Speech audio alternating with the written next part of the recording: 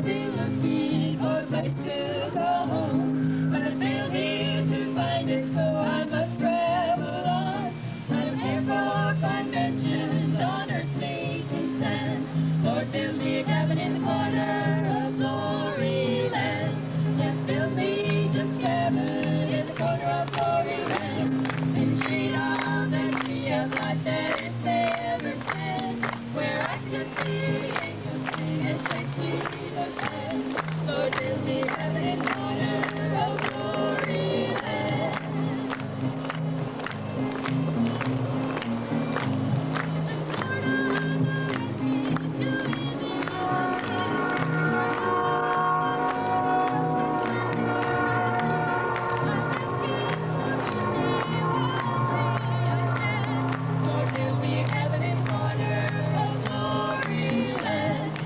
Build me just a cabin in the corner of glory land, in the shade of the tree of life that it may ever stand, where I can just hear the angels sing and shake Jesus' hand. Lord, build me a cabin in the corner of glory land.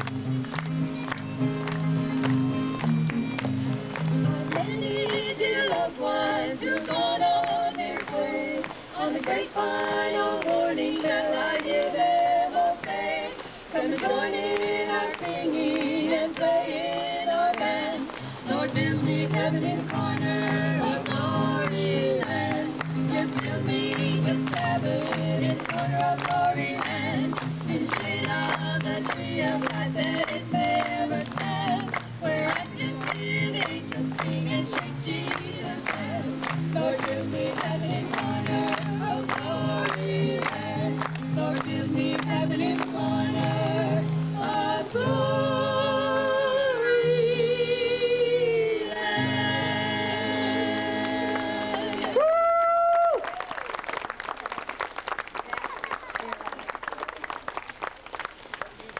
Now, Fred, you want to come in and do some of our leaders of our program?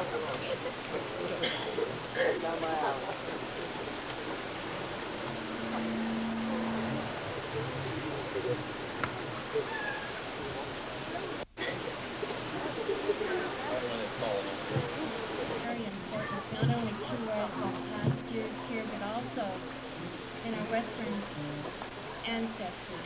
And it was because of two little girls who were kidnapped that this church stands here today. As legend has it, Chief Uray's wife, Japita, her brother, chased after the Indian renegades who kidnapped two little girls. Can you imagine all the tears that those girls shed because they felt they would never see their parents again, and the anguish and tears of the parents when they realized their children were gone, and there was no hope of getting them back through the normal channels. And it was just because of the kindness of those Indians that the girls would return. We have a song about tears now, but it's not on earth because there are no tears in heaven.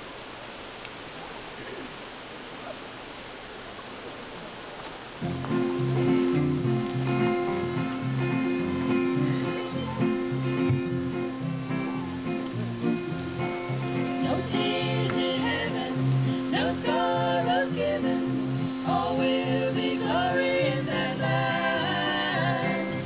There'll be no sadness, all will be gladness, when we shall join that happy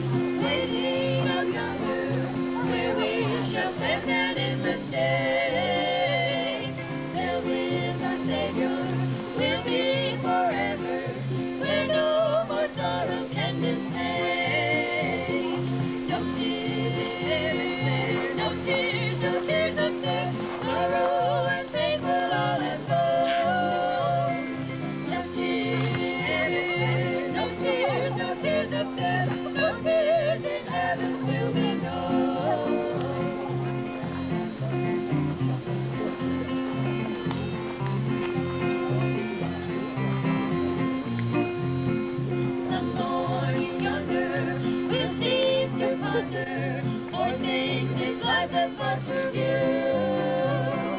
All will be clearer, loved ones be dearer, in Him where all will be made new.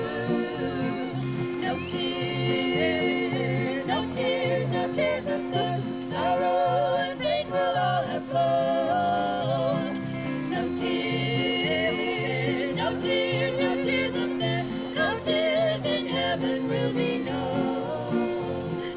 No tears in heaven will be known.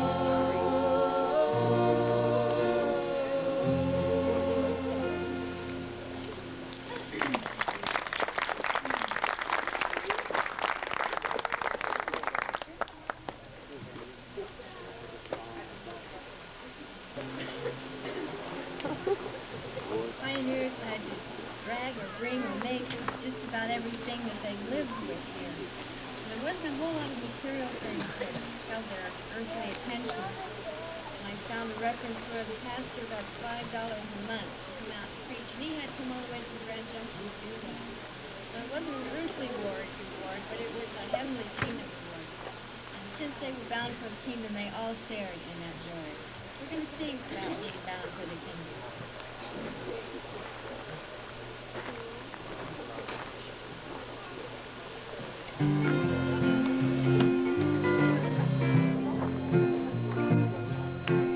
You may ask me where I'm headed, you may ask me where I'm bound, when I'm going to a country across the sea.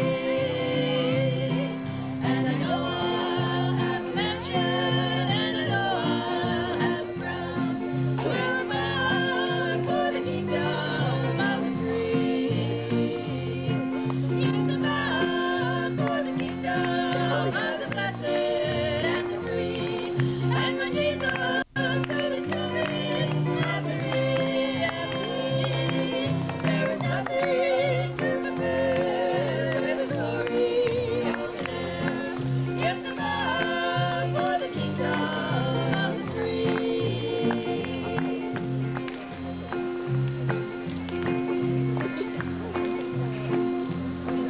Well, I'm going to a country where they say we'll never die.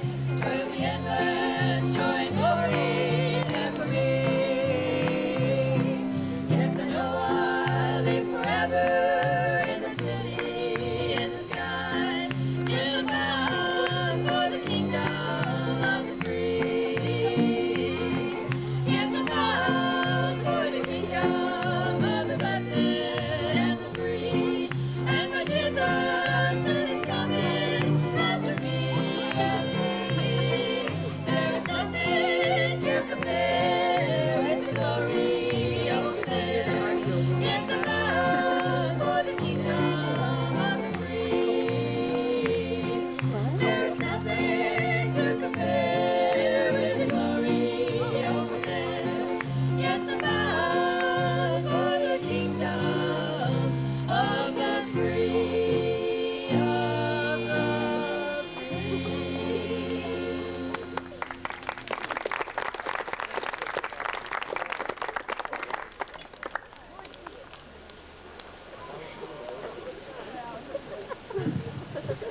Next group to interview. Thank you, Louise. You know, there are lots of ways for people to get to meetings today. They come on motorcycles and you bring your 4x4, your hot rod, the vans. Well, years ago, there was only a muddy road out front. There was a famous mud hole right over here. People got lost in that thing. When they came to church, whether it was hot or cold, they didn't even get a furnace in this building behind me until 1953. Up until then, it was a little pot-belly stove, just trying to warm that church up. Of course, there wasn't any heat in Sunday school rooms. And the preacher had to live down in Mac, and so he had to live in an adobe house down there and then travel all the way up here. So what excuses could we have today saying it's just too hard to get to church?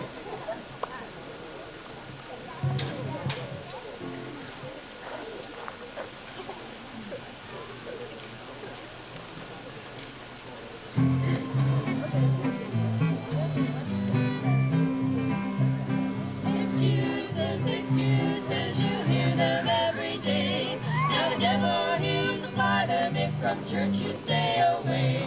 When people come to know the Lord, the devil always loses. So to keep them folks away from church, he offers them excuses. Well, in the summer, it's too hot. And in winter, your car won't run. So the spring and the fall are the only times you can get out and have some fun. Well, it's up to the mountains or out to the lake, or go to see a friend or two. But you better stay home on the days you have off, because friends might come see you. Well, the church pews, you know, they're much too hard. And the choir sings, oh my, just way too loud. When you... And you know you really shouldn't be in a great big crowd. The doctor says that's not too good for you, because it'll likely set you back. But you sure can take time to go to the old ball games, because you say it helps you relax. Excuses, excuses, you hear them every day. Now the devil will supply them if from church you stay away. When people come to know the Lord, the devil always loses. So to keep them folks away from church, he offers them excuses. Well, it's a headache Sunday morning and a backache Wednesday night. But you know, by work time Thursday morning, you're starting to feel all right. Well, one of those kids has got a cold. Pneumonia, I suppose? Well, the whole family just had to stay home to blow that poor kid's nose.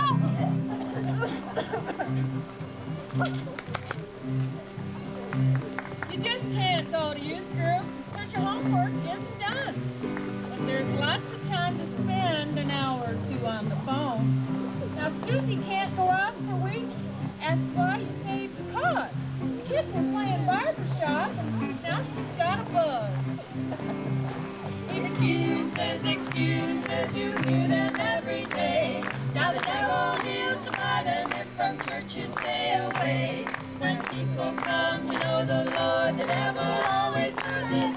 To keep them folks away from church, he offers them excuses. To keep them folks away from church, he offers them excuses.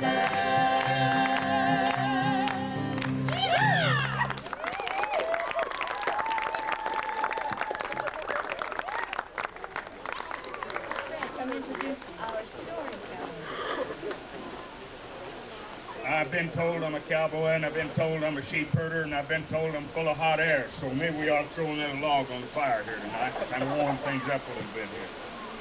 I'm a third-generation native of western Colorado. My people come in here in the 1870s.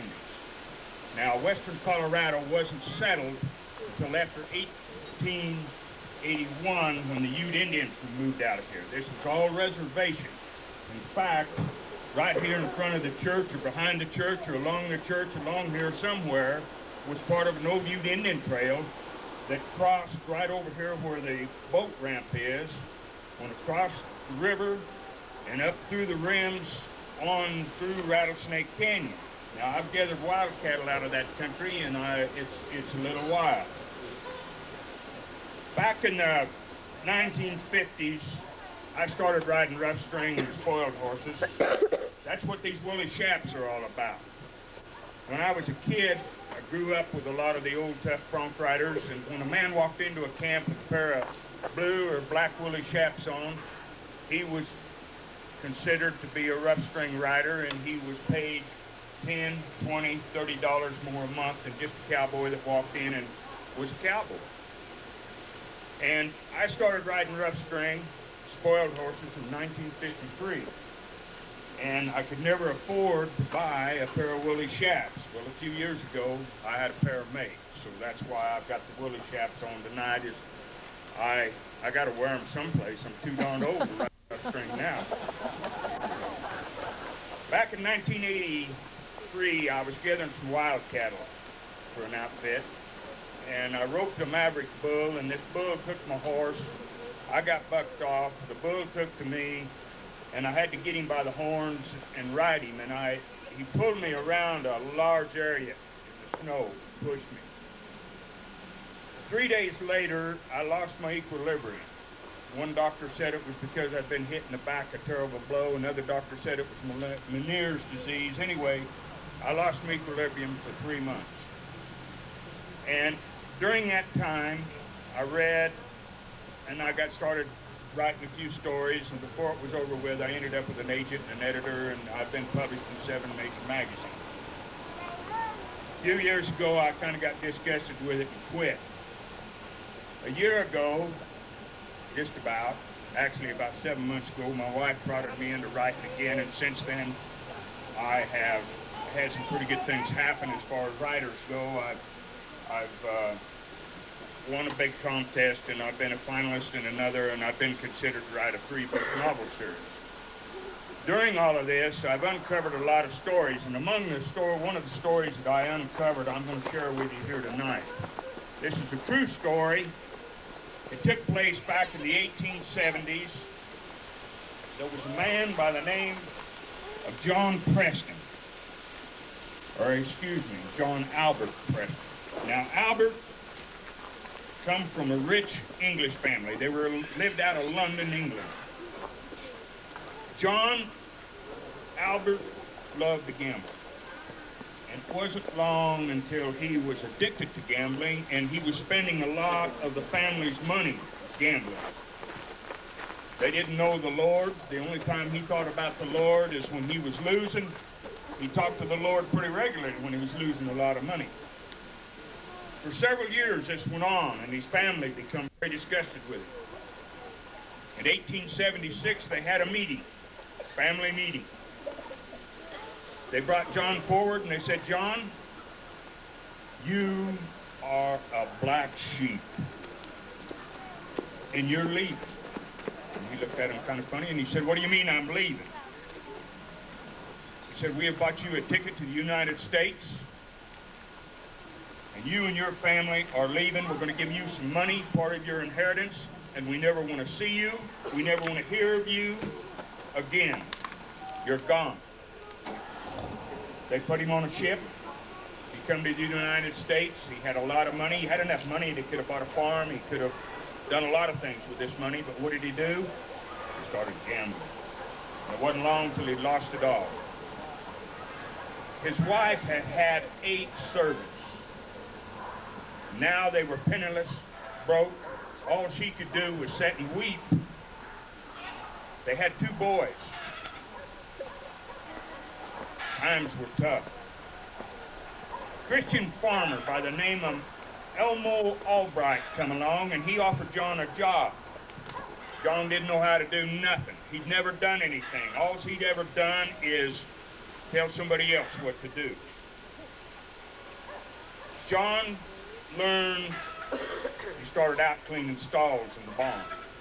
That's a long ways to come from being a big wheel to a stall cleaner. It wasn't long till John caught on and he started learning about the farming, and in 5 years he had enough money saved up that he thought he could maybe buy himself a farm, and we were in New York State. There wasn't any ground left that he could afford, good farm ground. And he heard about ground in Colorado that he might be able to get. So he come to Denver, Colorado. He bought a train ticket and brought his family to Denver, Colorado.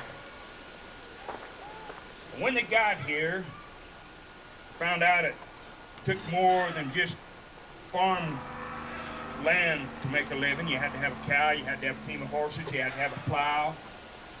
Out in this country, if you didn't have a garden, if you didn't have a bunch of chickens, if you didn't have some pigs, you didn't live.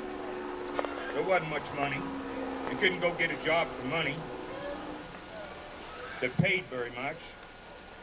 So John went to work for another farmer, and in a short time he'd saved enough money to buy him enough to get him a little farm put together. So he heard that there was ground out in Burlington, Colorado, that he could homestead 160 acres. He had to live on it 5 years, put up a house, and improve the ground.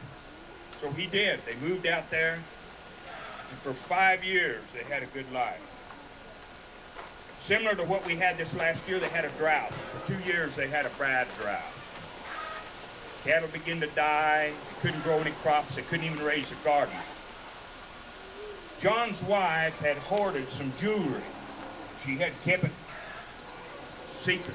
because she was afraid John would gamble. She produced the jewelry, and John decided he'd go to Denver and see what he could find out, what he could buy in the way of fodder, whatever, food they were destitute. He got to Denver and he heard about this western slope of Colorado, that the Ute Indians had been moved out. He could come over here and homestead, and he heard about Gypsum, Colorado. And he thought, boy, this cowboy that told him about it said grass is stirrup high. The cattle get fat in 2 months. There's water everywhere. There's a big river. There's creeks. It rains. It snows. So John did some checking and he said, I'm going. He went back, got his family. He sent 2 of his boys ahead. They had about 20 head of cows, a couple extra horses. So he sent these 2 boys a horseback with this bunch of cattle. And the oldest boy, Tom, had a pretty good idea of where their gypsum was. They had looked at it on a map and he thought he could find it. So the family prayed. They discussed it. They felt pretty bad that they were going to send Tom and Dan. Dan was about 15, Tom was 17. Sent them out with this bunch of cattle. A bunch, it was only 20, but it was a bunch to them. A couple of extra horses. They had 2 horses apiece to ride. These boys started out. John and his wife didn't know whether they'd ever see these kids again, but they put it in the hands of the Lord, and sure enough, the boys took off. John and his wife took 2 wagons. By now they had another boy and 2 girls. The oldest girl was to drive 1 wagon. John was going to drive the other wagon. They collected up their chickens, they collected up their pigs, put them in the wagons with their household goods. Now this is quite a ways to come from living in a castle in England to go moving in just an old spring wagon. You people I know, when kids have seen these old wagons sitting around, that's what people traveled in. That was their only means of travel, with a team of horses or a team of mules or oxen. That's how they got around. They didn't have cars, tractors like we have today, pickups. This was their only way. A horse was taken care of because he was your only means of transportation to get around. Anyway, the Prestons tried to sell the farm. They had clear title to it. They couldn't get the farm sold. And after the boys had been gone a couple of months, they decided they'd better be heading for Gypsum. Before the boys left, they had heard that there was 3 grassy points right out of Gypsum. And they decided that they would meet on one of those grassy points. Well, the boys were gone. Mrs. Preston, every once in a while, would fall into a depression state. And she would sit and cry. So John decided, boy, he'd better get this show on the road. So he loaded up all the family belongings in the wagon. He loaded up the kids. When he got in the wagon, he took the deed to the farm, and he just tore it up and just threw it into the wind. Mrs. Preston started crying again. She had a fairly nice house, those standards in that day. They got to Denver. They sold some more of her jewelry, and they bought a train ticket. That was 3 days from Denver to Gypsum. Gypsum, by the way, is 5 miles below Eagle, and about 20 miles out of the Glenwood Canyon. John Preston got on the railroad car. They rented 1 railroad car. They put their 2 teams of horses. They put their pigs. They put their chickens. They put their goat. And they put all of their belongings in this railroad car. And they got in there with it. There was no bathrooms. There was no water. There was no place to sleep except in one little bit of hay that they brought along for all this livestock. Can you imagine living in a railroad car with this menagerie? They probably hadn't had a bath since who knew when. Water was pretty precious. It was a drought. So they started out in this railroad car, and of course it got cold traveling. They just rolled up in the blankets and laid there in the boxcars. They got to Gypsum. They unloaded their rigs, their livestock, and everything, and the trainmen all laughed at them. They told them the story, and they laughed at him. John looked at him, and he said, I'll tell you something. He said, this is all in the Lord's hands. He said, I know the Lord's taking care of my boys. They camped there along the Eagle River that night, and they looked up on the mountain, and they could kind of see 3 points, and they decided, well, that must be the 3 points to the south that cowboy had been talking about. So they took off the next morning, loaded up all their goods in their wagons, headed for those 3 points. And they selected the one to the furthest to the south, and they decided that that's where they were going to build their next farm, ranch, whatever. And so they settled right there that day, and that night they built a big fire, kind of like we have here, and they were sitting there thinking, wondering where the other 2 boys were. Pretty soon, down at the bottom of the hill, they heard, hello up there, hello. John couldn't believe his ears. He said, hello down there, who's that? This boy come running up on his horse, and it was their boy Dan. What a reunion. They'd been apart for months. They built a homestead there. They built a ranch. That winter they lived in a tent. Can you imagine living in Gibson, Colorado in a tent? Mom, Pa, and 5 kids. I mean, we think we got it bad now if we haven't got 5 bedrooms and 2 baths. They trapped. That's how they made all their money to buy groceries, what few groceries they could buy. The meat in those days was hard to come by. This is something that I'd never realized until I got to doing a lot of research, but there were meat hunters that combed this country for the deer and the elk, the bighorn sheep, everything. They furnished the miners in Breckenridge, Leadville, down in Uray, Telluride, with meat. Those men had to have meat to work. And that's one of the reasons why this country was opened up to the farming and the ranching, was to provide food for the miners, to provide beef for the miners. Well, this is not the end of the story. Dan Preston was careless with livestock, and they were short of gray animals, draft animals to do the farming with. They had a lot of land to clear. John traded for a pair of bronchi mules. Now, I don't know how many of you have handled mules. I've handled a few mules, and I have an agreement with the mule. I leave him alone, he leaves me alone.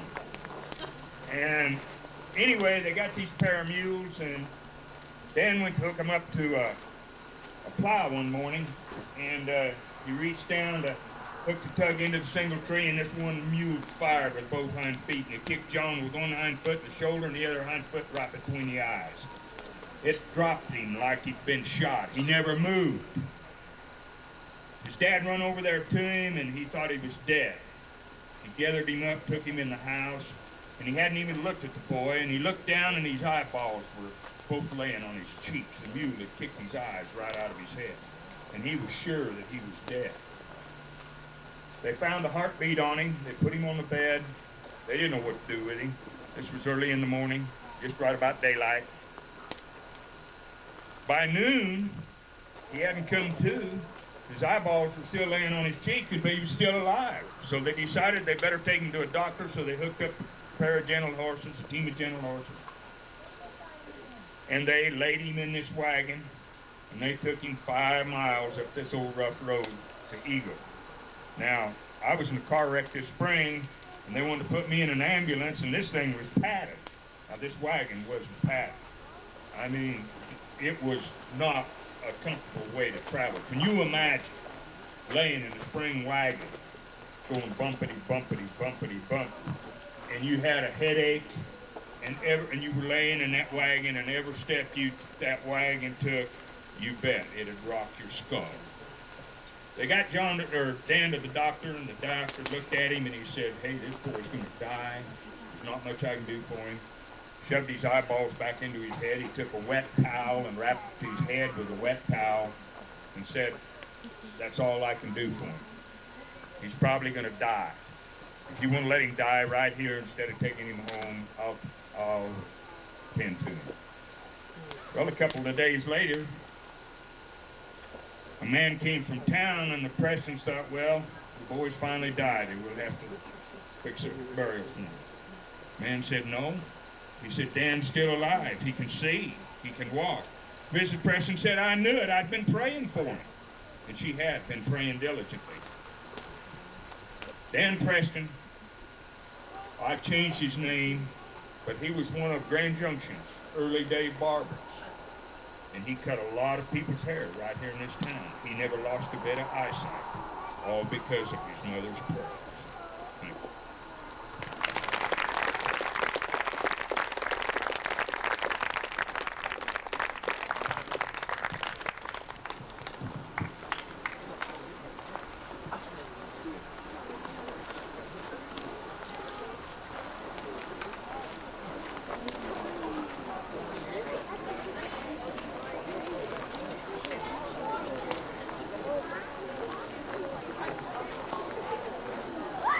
Just like firing up.